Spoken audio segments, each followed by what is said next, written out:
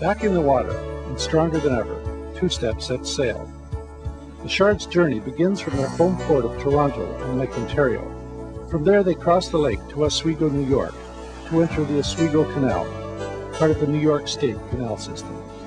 For the next 3 days, the Shards will travel from an elevation of 245 feet at Lake Ontario to the highest point of 420 feet on the Erie Barge Canal, and then back down to almost sea level at the Hudson River.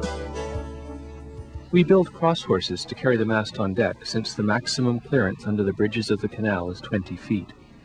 As the mast is lifted, I'm quite nervous, knowing a mistake here could send 400 pounds of metal crashing into the hull. But we're working with a good crew, and they get it safely down on the deck.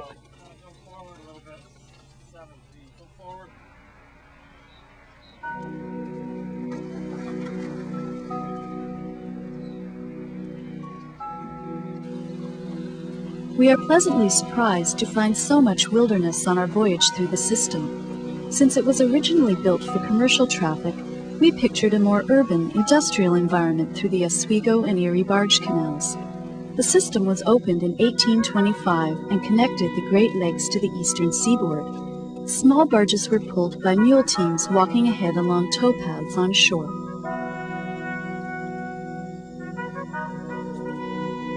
Boy, these old logs were so much more narrow than they are today.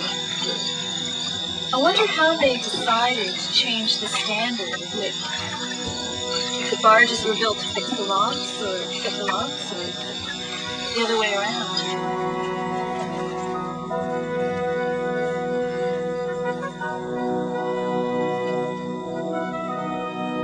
Actually, bigger barges were needed to haul more cargo, and in 1917 the upgrading of the canal system was completed. With the canal now wider and deeper, tugboats can pull the larger barges we have today.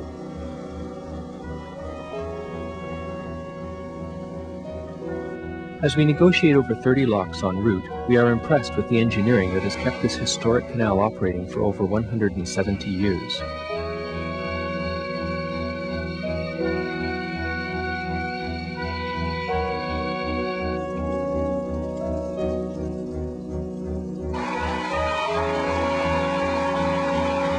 As each lock fills, 10 million liters of water flows in and effortlessly lifts or lowers Two-Step to the next level, and finally down to the Hudson River.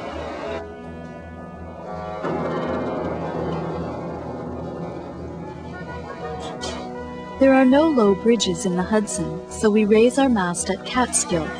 We have safely navigated 30 locks through the system, and this is the final obstacle to open water. Once again, we watch anxiously until our mast settles into its step on the keel.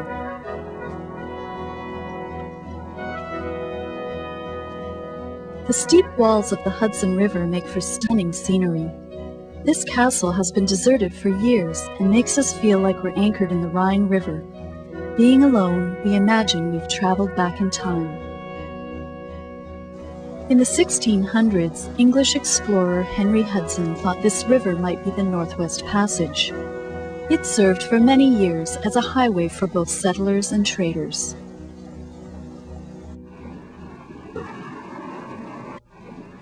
As we sail into New York Harbor, we're greeted by the Statue of Liberty standing on her island opposite the city.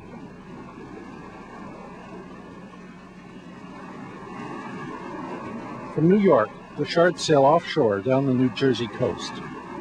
The local forecast is good, but conditions are right for a record hurricane season. Unknown to the Shards, a tropical storm is already brewing in the warm waters of the Atlantic.